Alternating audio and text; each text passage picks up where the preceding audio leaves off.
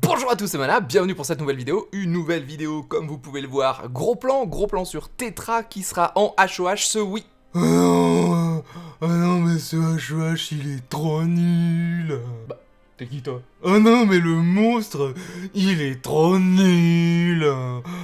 Ah. Oh putain, j'en peux plus. Wouah.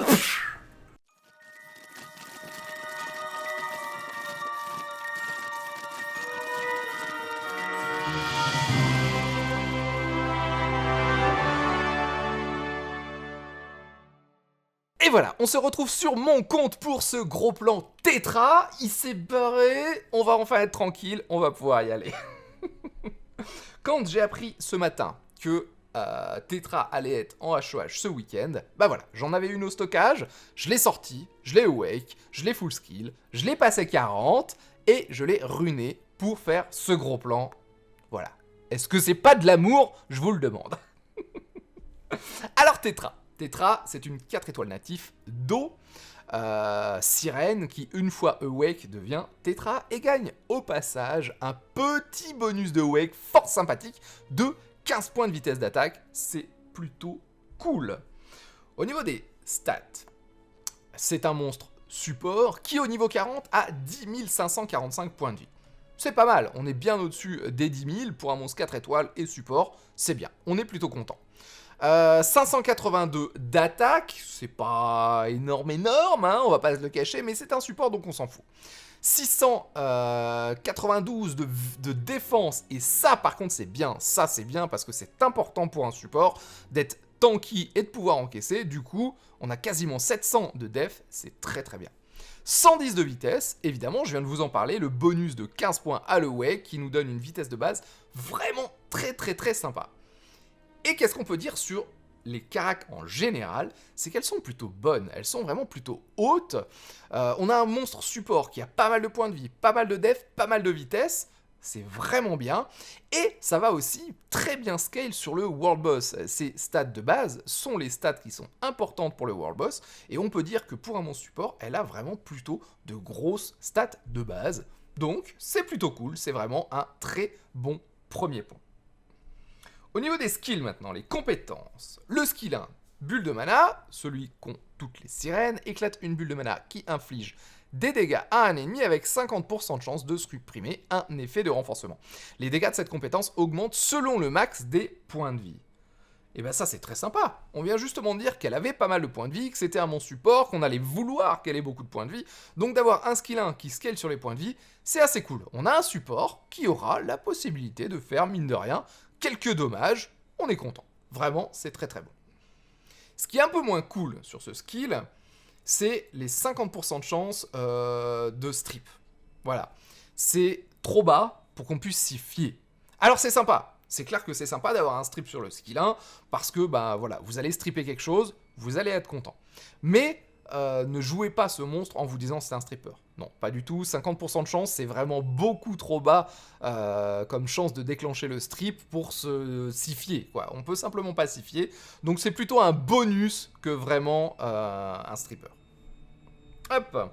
Skill 2. Bouclier d'air. Supprime tous les effets nocifs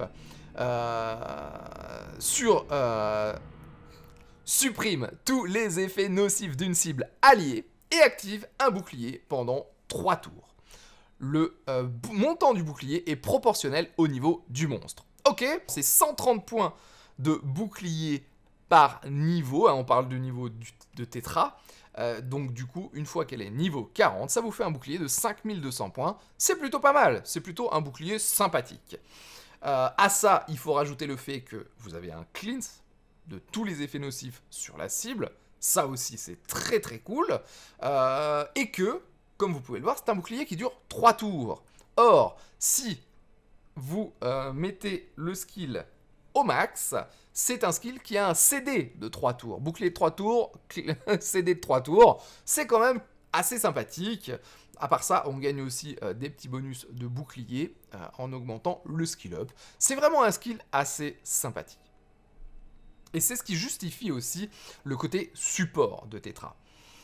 On va parler maintenant du côté Contrôle, chant des sirènes, c'est le skill 3. Chante une chanson irrésistible pour séduire tous les ennemis en les endormant pendant un tour. Ok, bah voilà. On parlait du contrôle, elle va endormir tout le monde, hein, voilà, pendant un tour. C'est un skill qui a quand même 6 tours moins 1, 5 tours de cooldown une fois max skill. C'est quand même un peu long. C'est quand même un peu long parce que si on compare par exemple à Sonnet, justement, qui est elle vraiment le monstre de référence en termes de contrôle et de sommeil, son skill 3 a un cooldown de 4 tours une fois max skill, et son skill 2, qui est aussi un sort de zone hein, qui endort, a un cooldown de 3 tours. Donc c'est vraiment beaucoup plus court, mais Tetra, elle, est différente dans le sens où elle est plus polyvalente. Elle a effectivement ce rôle de contrôle avec ce skill 3, mais elle a aussi ce rôle de support avec le skill 2 que Sonnet n'a pas du tout. Les deux monstres, du coup, même s'ils partagent cette capacité d'endormir tous les ennemis, sont quand même assez différents. Parce que bah voilà, vous avez d'un côté un monstre plus polyvalent et un peu support avec Tetra, et un monstre entièrement contrôle avec Sonnet. Pas de leader skill, et ça c'est un peu dommage, parce que mine de rien, c'est quand même un 4 étoiles, et même si les skills sont sympas, je les trouve pas non plus abusés. Je pense qu'elle aurait quand même mérité un petit leader skill. Ok, du coup, au niveau du runage, on vient de parler de contrôle de support, de cooldown un peu long pour le skill 3. Du coup, évidemment, je suis parti sur du violent. On a aussi parlé d'un skill 1 qui va scale ses dommages sur les max HP. Du coup, je suis parti sur du vitesse, point de vie, point de vie.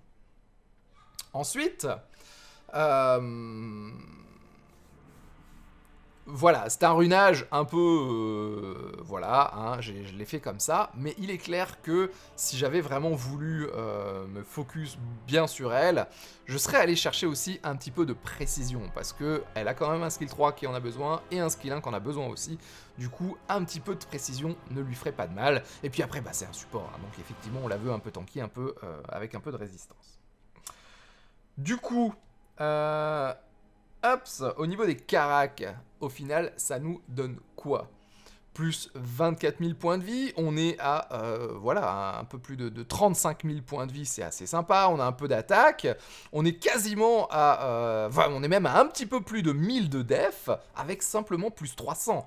Donc voilà, vous vous rendez compte, c'est quand même un monstre qui a une très bonne def de base, et on est à 214 de vitesse, hein, c'est plutôt bien, grâce à ces plus 110 de base, c'est sympathique. 16 de précision, effectivement, ça c'est pas terrible. Ok, et bah écoutez, hop, je vous montre quand même un petit peu le skin, parce que le skin est fort sympathique, et vous allez pouvoir le voir ensuite dans la démonstration, les animations des skills sont très jolies.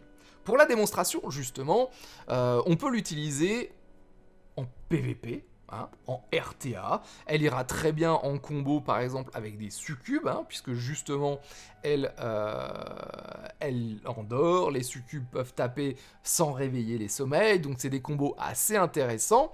Elle a ce côté un petit peu support, qui est très sympa aussi en RTA, d'avoir des monstres un petit peu polyvalents, c'est assez sympathique. Ce côté stripper aussi sur le skill 1, vous le savez hein, à quel point le strip est important en RTA.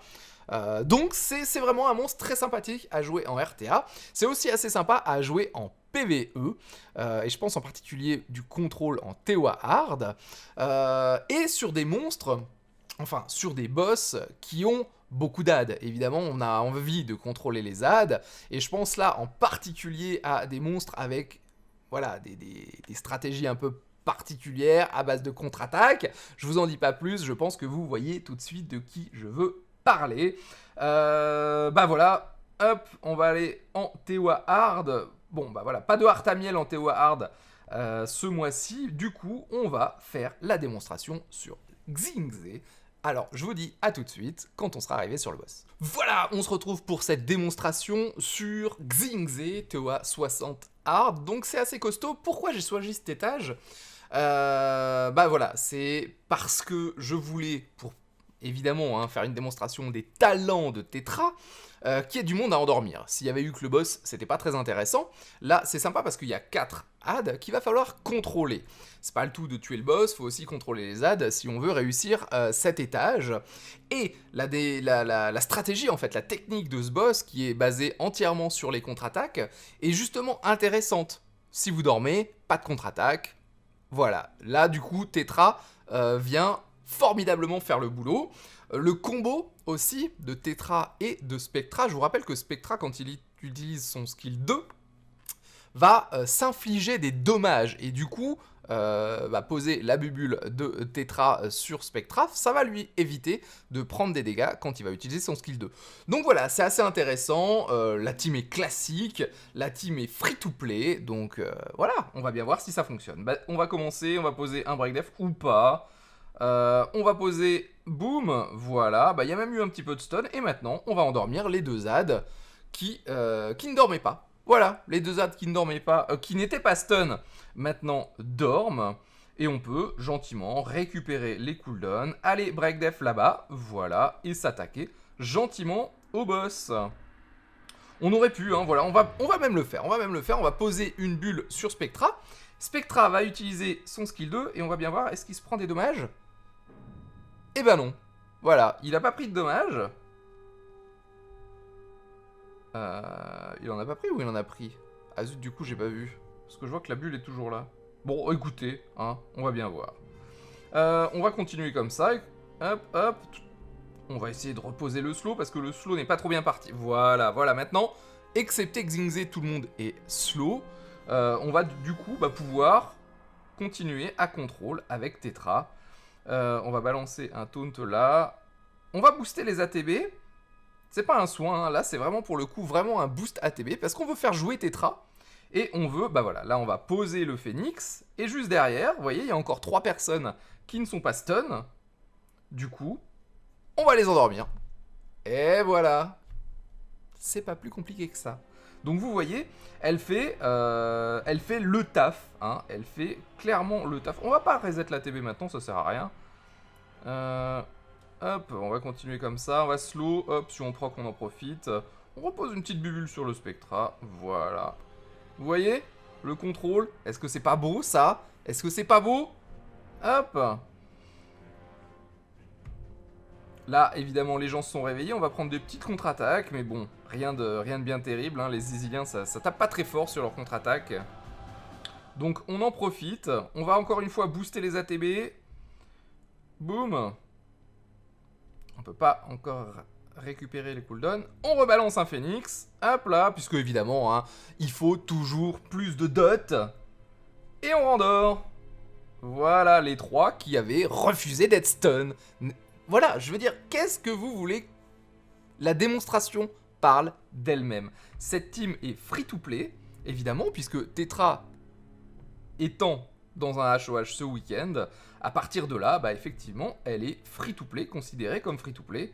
Du coup, bah voilà, regardez ça. Est-ce qu'on ne peut pas clean entièrement TOA Hard avec cette team? Eh bah si, tout simplement. Et même les étages qui, comme celui-là, sont parfois un petit peu plus tricky à passer, hein, avec ces mécanismes de contre-attaque. Je pense évidemment, hein, quand je vous parle de ça, j'ai pas pu vous faire la démonstration sur Artamiel, puisque Artamiel est en TOA normal ce mois-ci, et du coup, c'était pas très intéressant de vous montrer du TOA normal. Mais voilà, je l'ai fait du coup sur Xingze pour vous montrer que effectivement, ça marche très très bien justement avec ce type de mécanique de boss qui contre-attaquent ou qui ont des adds qui contre-attaquent. Voilà. Allez, un petit dernier dodo pour la route, et voilà. Tout le monde dort, c'est pas plus compliqué que ça. Et quand tout le monde dort, on peut taper le boss sans problème, sans avoir peur de se prendre des contre-attaques. N'est-ce pas magnifique? Un dernier petit coup de bec. Ah non, pas encore. Allez, le dernier petit coup de bec là pour la route. Oh, on s'en fiche, on n'a pas besoin de mettre plus de dots. Regardez, à force de prendre des dots alors qu'ils dorment, les adds sont quasiment morts. Et boum! Et voilà, c'est pas plus compliqué que ça. Tetra est un très bon support, à la fois contrôle et à la fois bouclier, cleanse. Le petit strip aussi hein, sur son skill 1, même si on peut pas vraiment s'y fier, est assez sympathique. Donc du coup, vous n'avez aucune raison de ne pas aller farmer ce H2H ce week-end. Ce sont des skill up gratuits. Si vous avez Molly, si vous avez Beta. C'est un monstre qui est tout à fait crédible, comme vous avez pu le voir en TOA Hard. C'est un très bon contrôle et ça sera du coup free to play, donc aucune raison de s'en passer. Et évidemment, au pire, ça scale plutôt pas mal en World Boss, ça a des bonnes stats de base, c'est un monstre HP, donc tout va bien, c'est magnifique. Allez, je vous dis au revoir et à la prochaine fois. Ciao!